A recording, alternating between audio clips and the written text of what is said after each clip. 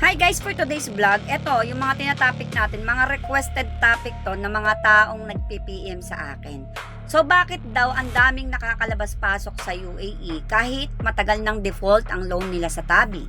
So kabayan, common na ang tanong na ito lalo na ngayong marami sa atin ang gumagamit ng Tabi para sa online shopping o installment purchases. Marami tayong nakikitang kakilala na matagal nang overdue sa Tabi, pero laging nakakalabas-pasok sa UAE nang walang problema. So sa video na ito, alamin natin kung bakit nangyayari ito. Una, karamihan sa overdue ng Tabi accounts ay hindi pa umaabot sa legal escalation stage, okay? Base sa general practice sa UAE, ang mga credit card at BNPL arrears tulad ng Tabi ay kadalasang chinase muna sa pamamagitan ng reminders, tawag at internal collection efforts bago pa man umabot sa formal court action, kumpara sa mas malalaking obligasyon tulad ng mga mortgage o business loans na mas mabilis umabot sa korte. Kaya kahit matagal na sa tingin mo ang default, 1 taon, 2 taon, malamang nasa internal collections pa lang yan. Hindi pa na ipapasa sa legal term para sa civil case filing. Okay? Malinaw tayo dito. Pangalawa, mas maliit ang halaga sa karamihan yung mga Tabi purchase natin. Kaya mas mababa ang priority ng Tabi para sa mga ganito. Dahil ang Tabi ay ginagamit para sa online shopping, gadgets, damit at kahit groceries. Kadalasang mas maliit ang overdue amount kumpara sa personal loan tulad ng cash now. Tama? Naalala natin sa mga naunang video natin, kaya dapat subaybayan nyo yung mga video ko para hindi kayo napag-iiwanan. Panoorin nyo yung cash now vlog natin. Kailangan daw umabot muna sa 10,000 dirham pataas ang utang bago pa man ma-apply ang civil travel ban sa ilalim ng Article 325 ng UAE Civil Code. Plus, kailangan pang may flight risk na basihan. Hindi lang yung 10,000 itself, kailangan may flight risk na basihan. Kaya kung maliit lang ang individual purchases mo sa Tabi, mas malayo pa ito sa threshold na kailangan para sa ganitong klaseng legal action.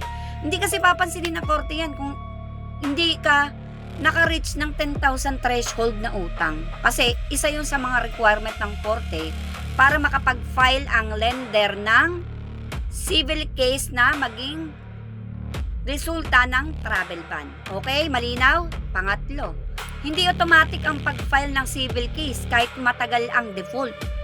Okay? Base sa naunang naipaliwanag natin, kailangan munang mag-file ang creditor sa kasong ito.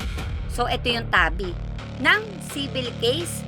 Pag nanalo sa korte, mag-o-open ng execution case, okay? At doon lang talaga pwedeng humingi ng travel ban kapag hindi sumunod ang mangungutang sa execution notice. Malinaw? Ang buong proseso kasi ng korte ay hindi instant. Pwedeng buwan o taon ang tumagal. Lalo na kung marami silang kaso na hinaharap ng sabay-sabay sa maraming defaulting customers nila.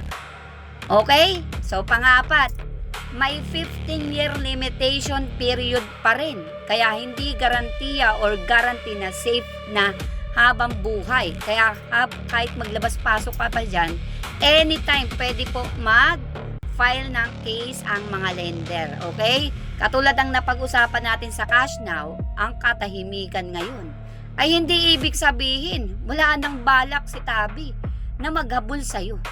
Pwede pa rin itong bumalik kahit ilang taon na ang lumipas. Kasi hindi instant ang pagkakaroon ng pera, meron talagang balik yan mga auntie. Hindi ko kayo tinatakot pero itong katotohanan. Lalo na kung nag-decide silang i-consolidate at seryosohin ang mga tagal ng overdue accounts ninyo. O kung ibinenta na nila ang batch ng bad debts sa isang collection agency na mas aggressive. Kaya may mga nakaka-experience po ng mga aggressive na mga nangongolekta kung ibinigay na ni Tabi sa inyo at napagod na silang mag-rebind nang mag-remind sa email sa inyo, okay? Mapupunta na yan sa collection agency. Panlima, iba-iba ang internal policy ng bawat BNPL. Itong mga kumpanya na to, pagdating sa pag-file ng kaso, hindi lahat ng tabing overdue account ay pinapriority ng pantay-pantay. Malamang, mas uunahin nila ang mga malalaking halaga o yung mga taong tuluyan nang hindi na tumutugon sa kanilang mga tawag at mensahe. Yung account na patuloy pa rin may kaunting communication sa kanila, ayan yung mga hindi pa nila masyadong pinagpapapansin. Sa madaling salita mga kabayan, hindi ito loophole o libreng pass lang. Dumaan lang talaga yung account mo na yan kung mababa lang yan sa mabagal na proseso. Kumpara naman sa mga mas malalaking loan na dapat atupagin ng tabi.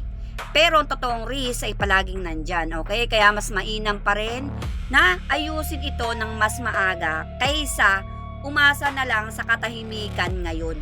Kasi marami nagsasabi na hindi na sila pinapansin ng tabi, wala na. Pero tahimik yung mga yan, pero may 15-year limitation yan, tandaan nyo, okay?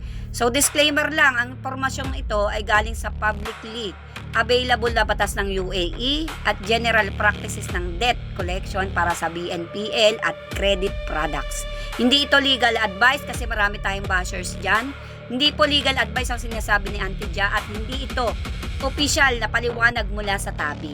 Para sa tumpak na assessment ng inyong sitwasyon, kumontak na lang kayo o kumuha kayo ng abogado na lisensyado dito sa UAE. Kaya kung meron man kayong experience sa tabi, Tamara o iba pang BNPL, application good or bad man yan, comment down below. Baka makatulong po sa ating mga kababayan at para magkaroon po tayo ng idea sa susunod na next topic, susunod na next pa. So yun naman po, thank you for watching. Please like and share my video.